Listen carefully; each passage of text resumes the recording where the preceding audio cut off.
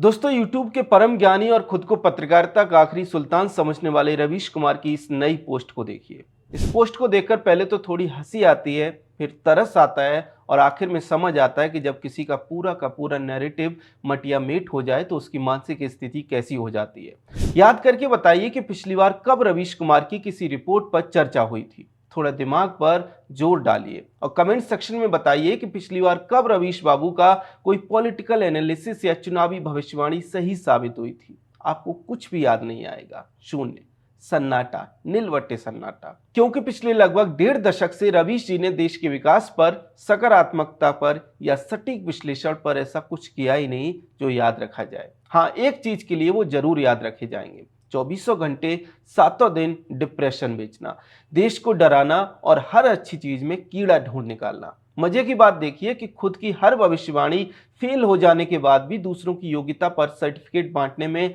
हमारे अथॉरिटी बाबू सबसे आगे रहते हैं। अब उनका नया निशाना बने देश के पूर्व मुख्य चुनाव आयुक्त राजीव कुमार। गलती क्या है उनकी? गलती यह है कि उन्हें एचडीएफसी बैंक का नया चेयरमैन नियुक्त किया गया है। इसी बात पर रवीश जी को मिर्ची लग गई। वे छाती कूट रहे हैं कि अरे, भारत का चुनाव आयुक्त कहीं भी नौकरी कर सकता है। सही गलत का समय जा चुका है। गलत ही सही है, बधाई दीजिए। और तो और वे बैंक के अकाउंट होल्डर्स को भी डराते दिखाई दे रहे हैं।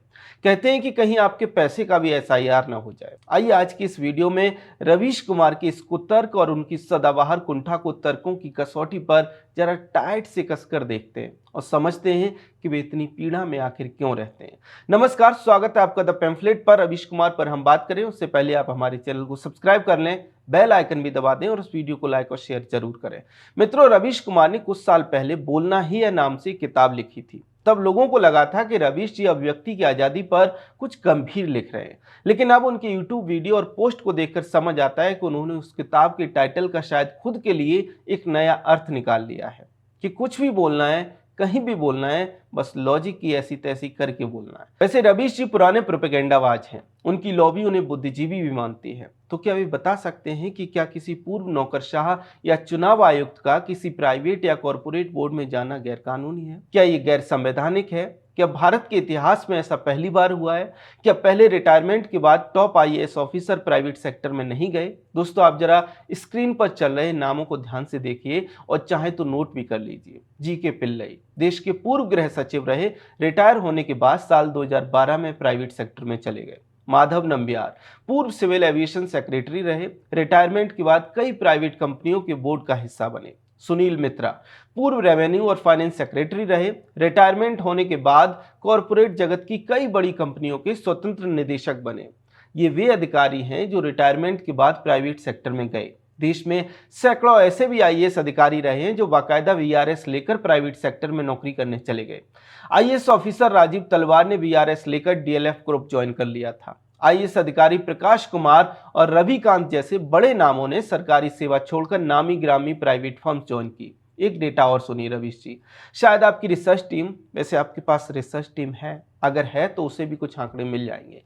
साल 2002 से 2012 के बीच में देश के 181 आईएएस अधिकारियों ने वीआरएस लिया था और उनमें से बहुतायत ने किसी न किसी प्राइवेट कंपनी या बहुराष्ट्रीय कंपनी में ऊंचे पदों पर ज्वाइनिंग की। मजे की बात यह है कि तब रवीश जी एनडीटीवी में थे, लेकिन उनकी कथित पत्रकारिता को शायद उस समय सांप सूंघ गया था। तब उन्होंने नहीं लिखा कि अब सही गलत का समय जा चुका है, गलती सही है।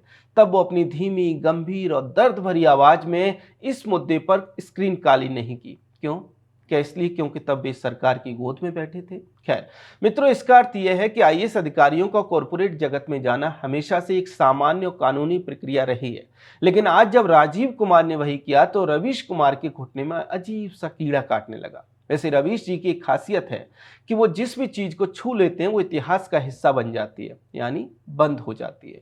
पिछले साल जब हिंडनबर्ग की रिपोर्ट आई तो रवीश जी ने हिंडन नदी के किनारे बैठकर ऐसा विलाप किया मानो देश की अर्थव्यवस्था कल सुबह ही डूबने वाली है। रोज रात को वे अपने वीडियो में क्रोनिक कैपिटलिज्म का ऐसा पहाड़ा पढ़ाते थे कि उनके दर्शक डर के मारे बैंक अकाउंट से अपने पैसे निकालने की तैयारी करने लगे थे। बाद में क्या हुआ? भारत की अर्थव्यवस्था आज भी दुनिया में सबसे तेजी से बढ़ रही है। भारतीय शेयर बाजार रिकॉर्ड क्रिएट कर रहा है और खुद हिंडनबर्ग रिसर्च ही दुनिया भर में कानूनी जांच के घेरे में आ गई। हिंडनबर्ग की दुकान बंद हो गई, लेकिन रवीश कुमार तो रवीश कुमार हैं। हिंडनबर्ग बंद हो गई तो क्या हुआ, प्रोपेगेंडा की दुकान बंद थोड़ी ना होगी। उसके बाद लगातार किसी न किसी बात पर वे अपना प्रोपेगेंडा चला रहे हैं। अब राजीव कुमार पर आ गए। लिखते हैं कि चिंता यही है कि एचडीएफसी का हाल चुनाव आयोग जैसा न हो जाए। अरे रवीश बाबू, जरा ये तो समझाइए कि चुनाव आयोग का क्या हाल हो गया। वही चुनाव आयोग ना जिसने अभी हाल ही में पश्चिम बंगाल में पहली बार हिंसा मुक्त चुनाव कराया है, जिसने उससे पहले बिहार, दिल्ली, हरियाणा और महाराष्ट्र में विधानसभा चुनाव कराए हैं, जिसने 2024 में दुनिया का सबसे बड़ा लोकतांत्रिक चुनाव संपन्न कराया है। वही चुनाव आयोग ना जिसके कराए चुनावों के नतीजों के दम पर आज संसद में विपक्ष के पास 250 से ज्यादा सीटें हैं और वो सीना तान कर घूमते हैं। अगर चुनाव आयोग का हाल खराब था तो विपक्ष की इतनी सीटें कैसे आ गईं? तब तो आपकी पसंदीदा पार्टियां कूद रही थी कि हम चुनाव जीत गए। तब चुनाव आयोग सही था, निष्पक्ष था, तो तब यही राजीव कुमार चुनाव आयुक्त थे। मित्र दोस्तों, आधुनिक कॉर्पोरेट जगत में दो शब्द बहुत मायने रखते हैं, एफिशिएंसी और प्रोडक्टिविटी। लेकिन रवीश बाबू की एफिशिएंसी और प्रोडक्टिविटी आजकल कहां जाकर थमती है?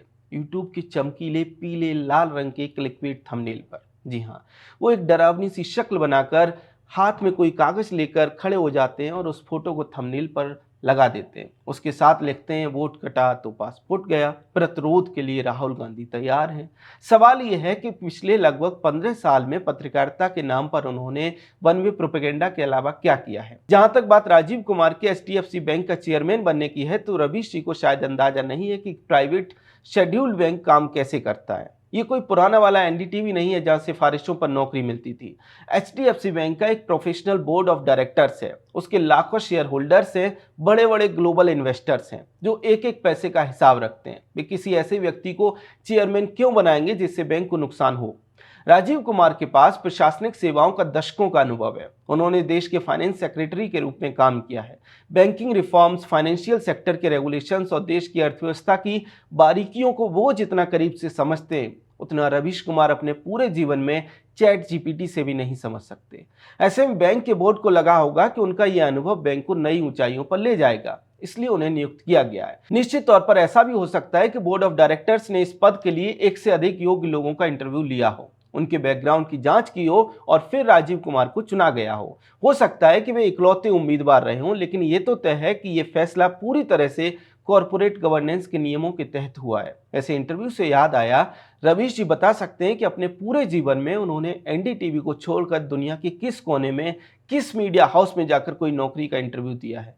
एनडीटीवी में एक बार भी घुस गए तो सालों तक वहीं टिके रहे, अपने कंफर्ट कॉन्टिनेंट में विचरते रहे। जब चैनल का मालिकाना हक बदला और उन्हें अपने इस कंफर्ट कॉन्टिनेंट से बाहर का रास्ता देखना पड़ा, तो वे सीधे यूट्यूब के क्लिकबेट कॉन्टिनेंट में आ गिरे। अब यहाँ रोज सुबह शाम प्रोपेगेंडा का नमक मिर्च लगाकर व्यूज बटोरते हैं। रवीश कुमार की पोस्ट का सबसे मजेदार और उथला हिस्सा वो है जहां वे राजीव कुमार की शायरी का मजाक उड़ाने की कोशिश करते हैं। वे लिखते हैं कि राजीव कुमार एचडीएफसी के कार्ड पर अपनी शायरी खुदवा सकते हैं। कार्ड बहुत बोरिंग हो गए। वाह रवीश बाबू, क्या गजब का तर्क दिया है आपने और कितना बौद्धिक तर्क दिया है आपने। राजीव कुमार ने मुख्य चुनाव आयुक्त रहते हुए कुछ कॉन्फ्रेंस में देश के राजनीतिक माहौल पर या वोटर्स को जागरूक करने के लिए एक आध शेर या शायरी पढ़ दी थी। बस इस बात से रवीश जी इतने हाथ हो गए कि उन्होंने एचडीएफसी के क्रेडिट कार्ड पर शायरी खुदवाने की सूझ दे रखी है।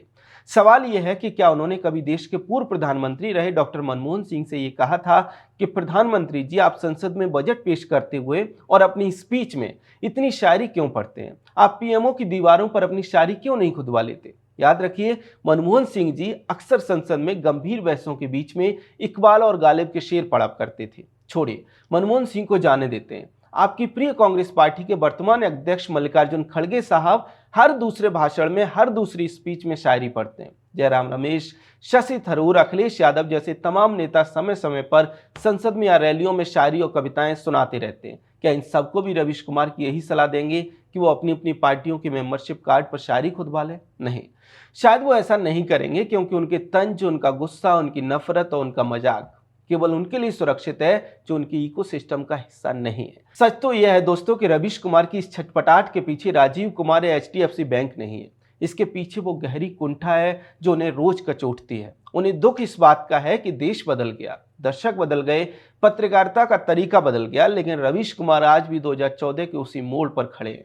देश डिजिटल हो गया, बैंकिंग सेक्टर मजबूत हो गया, चुनाव आयोग और पारदर्शी हो गया, लेकिन रवीश जी प्रोपेगेंडा से बाहर नहीं निकल पाए। ऐसे में वे शायद चाहते हैं कि देश का हर व्यक्ति उनकी तरह ही उदास, निराश और कुंठित होकर जिए। कोई अपनी योग्यता से रिटायरमेंट के बाद किसी बड़े पद पर जाए तो उन्हें बर्दाश्त नहीं होता। खुद भले ही पत्रकारिता की साख को यूट्यूब के व्यूज और लाइक शेयर के लिए दांव पर लगा चुके हों, लेकिन ज्ञान वो देश की सबसे बड़ी वित्तीय संस्थाओं को बांटेंगे।